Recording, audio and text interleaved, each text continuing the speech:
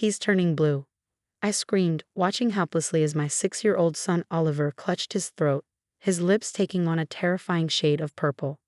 The Italian restaurant erupted into chaos as other diners jumped from their seats, someone shouting for an EpiPen. My name is Madison Parker, and what should have been a simple family dinner turned into my worst nightmare. My cousin Diana sat across the table, her face a mask of fake concern, though I caught the slight smile she tried to hide behind her hand. I'm sure it's just anxiety, she said calmly, while Oliver's breathing became more labored. He's always been dramatic about his so-called peanut allergy. I frantically dug through my purse for Oliver's EpiPen, but it wasn't there. I always kept it in the small front pocket, checking obsessively before we left the house. Always. But tonight, somehow, it was missing. Looking for this? Diana asked, pulling Oliver's EpiPen from her designer handbag. I found it in the restaurant bathroom earlier. Someone must have dropped it. My blood ran cold as I snatched it from her manicured hands. Later, I would remember this moment, remember how she volunteered to watch my purse when I'd taken Oliver to wash his hands before the meal. But right now, all I could focus on was saving my son. The EpiPen shot worked quickly, but Oliver still needed emergency care. As the paramedics loaded him into the ambulance, I heard Diana telling my parents, who'd just arrived at the restaurant, I don't understand what happened. I specifically told the waiter about his peanut allergy. This is terrible.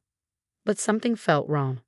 Diana had insisted on ordering for the table, claiming she knew the best dishes. She practically forced Oliver to try her special pasta sauce, saying, "Come on, buddy, just one bite. Your mom makes you too scared of food." At the hospital, the doctor confirmed what I already knew. Oliver had suffered a severe allergic reaction to peanuts. This level of reaction suggests direct exposure, Dr. Thompson explained, her face serious. Not cross-contamination. Was he given something containing peanuts? I thought about Diana's insistence that Oliver try her sauce, how she practically spoon-fed it to him herself. Diana, who'd spent the last 6 months telling everyone that I was making up Oliver's allergies for attention. Diana, who repeatedly accused me of Munchausen by proxy in family gatherings. "Officer," I said to the policeman taking our statement, "I need you to check the restaurant security cameras. I don't think this was an accident." Diana had always been the family favorite, beautiful, successful, and recently married to a wealthy businessman. When I became a single mom at 23, she'd been the first to criticize my parenting. Oliver's allergies, diagnosed when he was 2, became her favorite target. "You're just being overprotective," she'd say at family events. My mother never restricted what I ate, and I turned out fine. She tried to slip Oliver forbidden foods, calling me paranoid when I intervened. The hospital wanted to keep Oliver overnight for observation. As he finally drifted off to sleep, his breathing still raspy but stable, my phone buzzed with a text from the restaurant's manager. "Mrs. Parker, we've reviewed the security footage from tonight. You need to see this.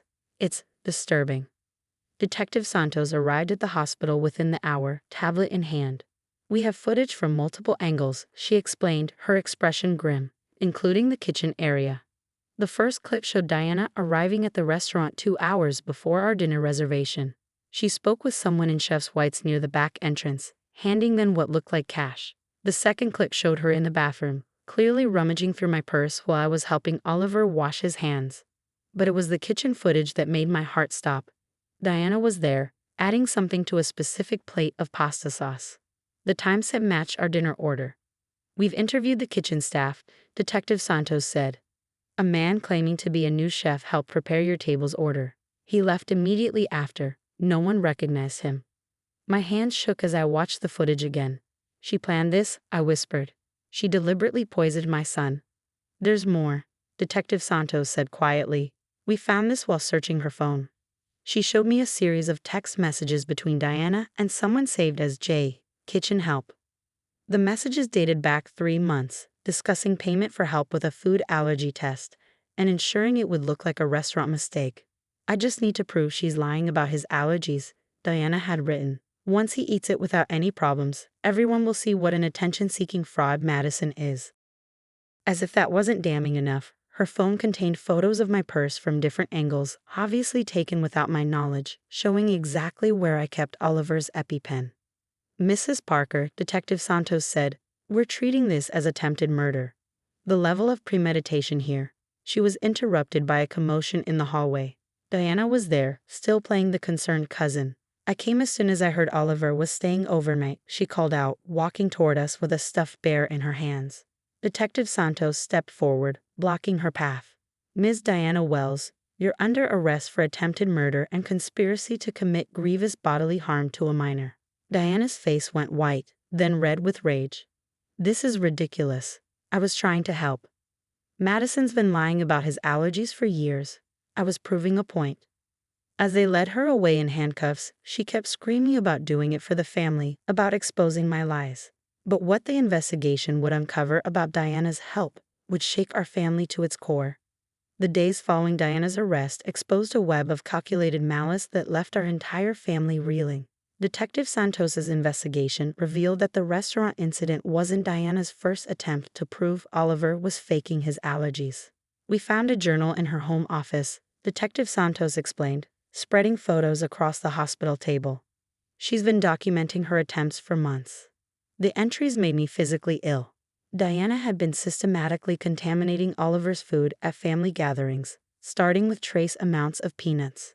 When those smaller exposures triggered mild reactions, she convinced everyone they were just anxiety attacks brought on by my helicopter parenting. "Look how you're making him afraid of everything," she'd say, while my son developed mysterious hives or stomach aches. Now I understood why Oliver had been getting sick after nearly every family dinner. But the most shocking discovery came from Diana's husband, Mark. He found a hidden camera footage in their home office showing Diana practicing with different recipes, testing peanut concentrations. She'd even created spreadsheets tracking symptoms she expected to see. "I thought she was working on her food blog," Mark told the police, his voice hollow. "She said she was developing allergy-friendly recipes. I had no idea. I helped her set up that camera." The investigation also uncovered Diana's obsession with Munchausen by proxy cases. Her computer history showed hundreds of hours researching the condition. She joined online forums dedicated to exposing parents who fake their children's medical conditions. "She was building a case against you," Detective Santos explained. "She planned to use Oliver's miraculous recovery from his fake allergies to launch a social media campaign about medical child abuse." The evidence kept mounting. Diana had been collecting hair samples from Oliver during his visits, testing them for traces of medications she was convinced I was using to make him sick. She'd even hired a private investigator to follow us to doctor appointments. Then came the messages from her phone. Dozens of conversations with members of an online group called Medical Truth Seekers. They encouraged her investigation, offering advice on how to prove I was faking Oliver's condition.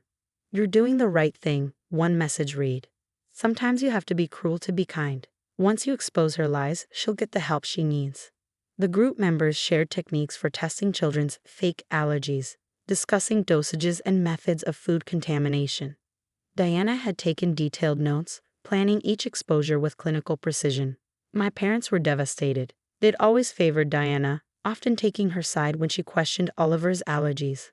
Now they sat in the hospital room, watching their grandson recover, crushed by their own role in enabling Diana's actions. "We should have listened," my mother sobbed, holding Oliver's small hand. "All those times you told us something wasn't right, that Diana was making him uncomfortable. We just thought she was trying to help." Oliver's allergist, Dr. Chen, reviewed Diana's journal and was horrified by the escalating pattern.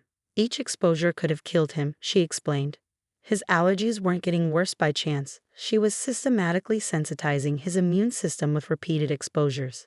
The restaurant attack could have been fatal precisely because of her previous tests.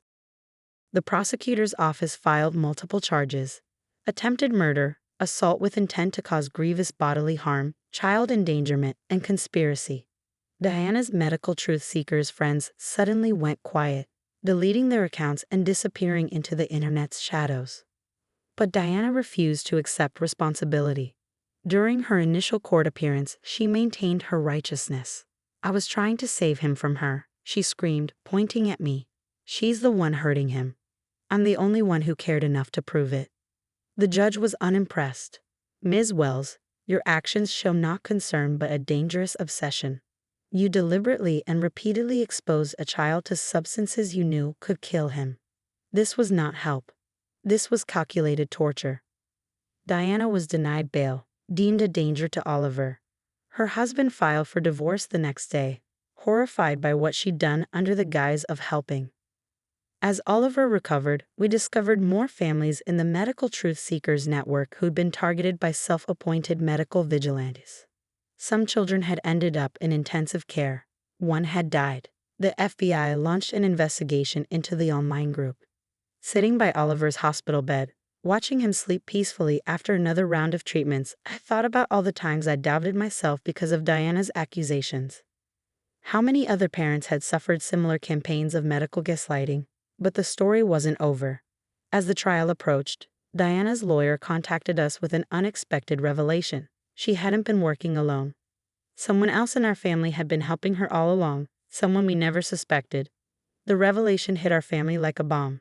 Diana's accomplice was her mother, my Aunt Patricia, a retired nurse who had access to medical supplies and knowledge of how to manipulate allergy symptoms. She'd been the one advising Diana on dosages, providing medical materials, and helping coordinate the tests. We found a burner phone in Patricia's house, Detective Santos explained. The messages between her and Diana go back over a year. They were planning this together, documenting everything like some twisted scientific experiment. The messages were chilling. Patricia had been coaching Diana, using her medical background to make their attacks appear like natural allergic progression. She'd even helped falsify some of Oliver's medical records at a clinic where she still had connections. The boy needs to be freed from his mother's delusions, Patricia had written. Sometimes we must be cruel to save someone. I did it with you when you were young, and look how strong you turned out. This sparked another investigation, this time into Diana's childhood medical records. What emerged was a generational pattern of medical abuse.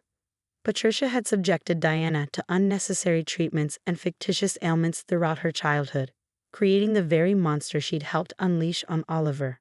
During Patricia's arrest, she remained coldly clinical. I was protecting my grandson, she insisted. Madison is doing the same thing to him that her mother did to her. It runs in families, you know, Munchausen's. But she was wrong. My mother, devastated by the accusations, provided decades of my own medical records, showing no pattern of fictitious illnesses.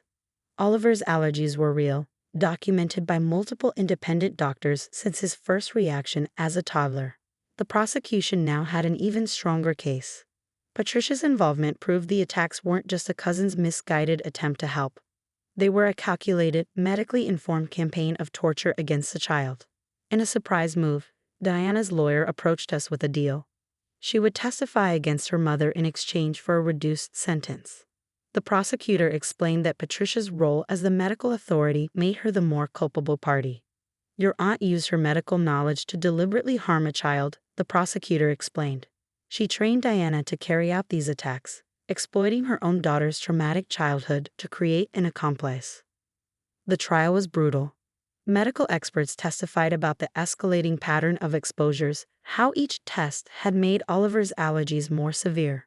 Security footage from multiple family events showed Patricia and Diana working together, contaminating food, swapping plates, creating diversions while they tampered with Oliver's meals. Diana's testimony was devastating. She described how her mother had convinced her that all unusual medical conditions were fake, that parents like me needed to be exposed for our children's own good. She spoke about her own childhood of medical gaslighting, how Patricia had made her doubt every illness, every pain. I thought I was helping, Diana sobbed on the stand. My mother told me that's what love looks like, forcing people to face the truth, even if it hurts them. I didn't understand that she was the one who taught me to ignore real pain. Patricia remained unmoved, even as the evidence mounted. Everything I did was for the good of the family, she declared. Sometimes we must cut out the cancer of attention-seeking behavior, no matter the cost. The jury took just 4 hours to reach their verdicts. Patricia was sentenced to 15 years for her role as the mastermind. Diana received 8 years, with mandatory psychiatric treatment. Both were permanently barred from any contact with Oliver.